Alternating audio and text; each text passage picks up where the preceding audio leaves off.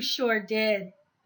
So I want to share something. Yeah. All right. So I had done these. Again, I've done a lot of internal work, and one of the exercises in one of these workshops was for me to write a letter to myself and mail it to myself. And I would say I probably wrote that card and mailed it to myself in like 2006, 2007. This was way before my daughter was born. Mm-hmm. And one of the things in that card was, one day I want to run the New York City Marathon. Oh my gosh. I declared it. And so this is one of those things that was on my bucket list. And during this whole Reina Gets Lean campaign and the slack that I was getting over losing a measly 15 pounds as they were placing it, they were presenting it to me, I said, you know what? I'm going to go out with a bang. Since you're going to end my run, right? Because this is going to be the last season. Yes. I'm going to go out with a bang, and I'm going to train to run the New York City Marathon. And nobody thought I was going to be able to do it in a year's time. Oh, my God. I trained years in advance. Right, exactly. I trained for 1 year, and I did it. Unbelievable. And finished. The final frontier. Unbelievable. That was another thing people were making fun of. Why are you calling it the final frontier? I was like, because this is it. Are you kidding? Yeah. I'm actually pulling this off, and I got to tell you, you want to talk about warrior mode? I pulled my warrior out in full force with everything I had, because aside from training diligently because it is a huge commitment. Unbelievable. Yes. We had one of the most challenging weather days of New York City Marathon history. I don't remember if you recall, but in 2014 we had 30 to 40 miles per hour wind. And it was cold. And that was the year that we had all this warm weather, and then boom, on the marathon day, it just decided to drop and be like a windstorm. Oh my gosh. Yeah. And you did it. And you did it. And I did it. What I thought I was going to accomplish in 5 hours took me 7. Right. I finished it. It doesn't matter. It doesn't matter. It doesn't matter. Oh. 26.2 miles. I was delirious by the time I got to the finish. Absolutely. Oh my gosh. That's amazing. Now, one of the questions I have about that is that when you train for something, you invest so much time and effort into, really going for it, and you do the training and you lose weight and all of that sort of stuff. What happens after? Do you hit a wall? Where do you go after you've been to the pinnacle? So, the wall, I hit it during the marathon. I Okay. hit that wall during the marathon. There's this, 20-mile period where everything goes downhill, where you start questioning yourself and all kinds of, like, why am I doing this? Who are you kidding? You really think you're going to finish this? You're out of your mind. At 20 miles. And meanwhile, there's like only 6.2 left to go. You mean to tell me you were thinking that running? Yes. Oh, my God. My salvation and my savior was running together with a teammate, Kat. I'll never forget her. I never trained with her, but because she was part of my team, we found each other, and we stuck together for the rest of the race once we found each other. Wow. Yeah, she was like a blessing, huge blessing to me, because there's a lot of chatter that goes on in your head. I would never have thought of that. A lot. Wow. There's a lot of chatter that goes on that is the defeatist, going, you're crazy, what do you think you're doing? All kinds of stuff. Even in the midst of doing this incredible thing? I can't believe it. The way and then I had come across people who were like talking on phones and going, I got this pain, I'm going to cut out, I'm going to stop right here. Like 13 miles, somebody was already like coming out of the race. And at that point, I had to like just say to myself, there is no exit. There's only the finish line. Wow. Exit. There's only the finish line. Because I was already being discouraged by fellow runners. Oh my gosh. Was Kat running with you at that time? No. I found her afterwards. Okay. Like we came together afterwards. And again, we just both had the same T on, and Team for Kids, and so that's it. We stuck it out together. We stuck it together, and she has an incredible story as well. And so I'm sharing that to say I actually did the New York City Marathon almost as a ritual to myself and for myself in seeing how far I can push myself. Yeah. And seeing if I have what it takes to go beyond what I think I can do. And I say it to anyone and everyone who asks me about the marathon, and that is, if you want to know about yourself, if you want to really get to know what you're made of, run a marathon. Oh my Run a marathon. God. And if you want to know who the true people in your life are, run a marathon. The post-marathon effects, you're asking me if I reached the pinnacle? Yeah. Really?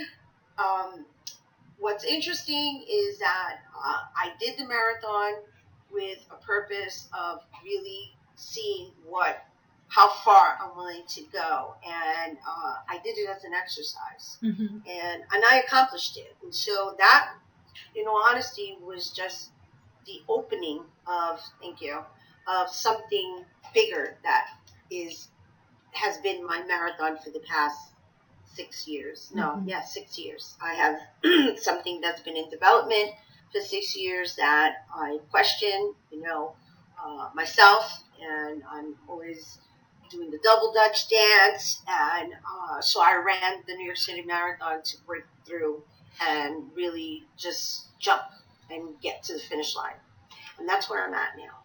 Oh my God. So I take that energy and I'm transferring it towards something else. I took that energy, right, because I felt it, I experienced it, and now I'm applying it to a big project that, God willing, is going to really make me have a bigger voice and stand taller and stronger for us women who are not really being heard, and I want to just see women. I want to see more of the. I like to serve the underdogs. I consider myself an underdog, which is why I like to refer to myself as a transformation agent.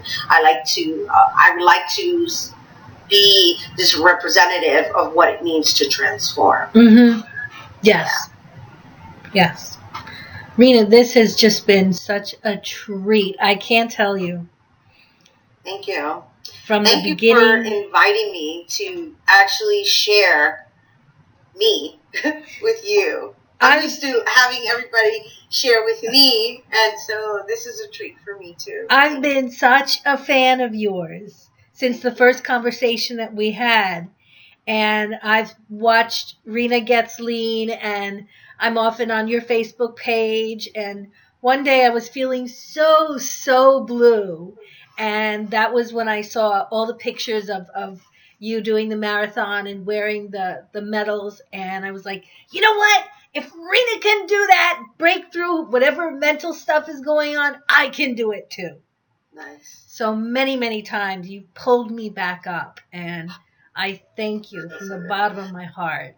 Oh my gosh, you are so welcome. You don't know how good that makes me feel, because I post with the interest of hoping that I'm touching people in a way, not showing and just bragging, because some people can misinterpret it. It's like, no, my intention is to show that, whatever it is that you want to do, you can do it. Yeah. You can do it. You can believe it. It's not just words. Yeah. And it all begins with choice. You got to choose what you're going to focus on. I come to see what's going on with you and what's doing in your life through Reina, through Facebook, whatever it is. When I'm feeling low, you are my inspiration because you're real. I can relate to you.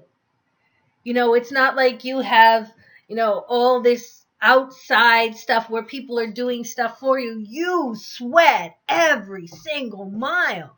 You did all of the smaller runs before you did the marathon, which I think was amazing. Even just wow. I love you.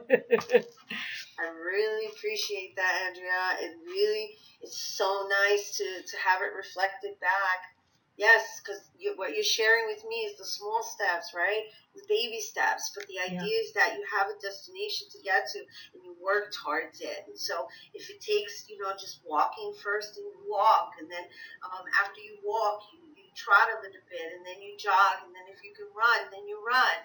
But the idea is to start where you are, and move it forward. Yeah. Thank you. You're so welcome. You rock. Thank you. Thank you. I didn't realize I had this type of impact on you. Are you kidding? No, you're in tears, and I'm going, wow.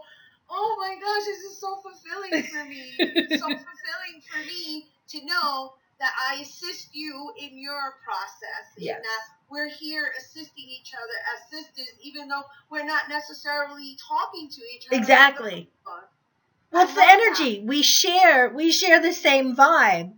We share the same passion to get out there and go bigger. Yes. So you are my inspiration.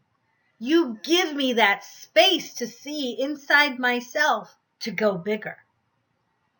And you know what? And the truth is that you do so much for so many other women that it again, I can't stress how fulfilled I feel right now, because I know that I'm contributing to a bigger mass, right? Because if I'm impacting you and you're impacting all these other women, it's a domino effect, and then that's it. We're doing it. We're spreading the love. We're pollinating, and that's it. That's what it is.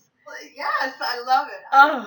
I love it. And thank you so much for relaying that back and reflecting it back so intensely that I can feel the impact it's had. And there are no words that can describe how you just made my day. You made my day, because I really do operate from that intent, and to know that it is serving you and anyone else who may need it is right here. Just amazing. Amazing. Right, you show us that we can do it. Whether it's getting out of an abusive relationship, or running, or speaking in front of, groups of people, putting your heart out there, it can be done.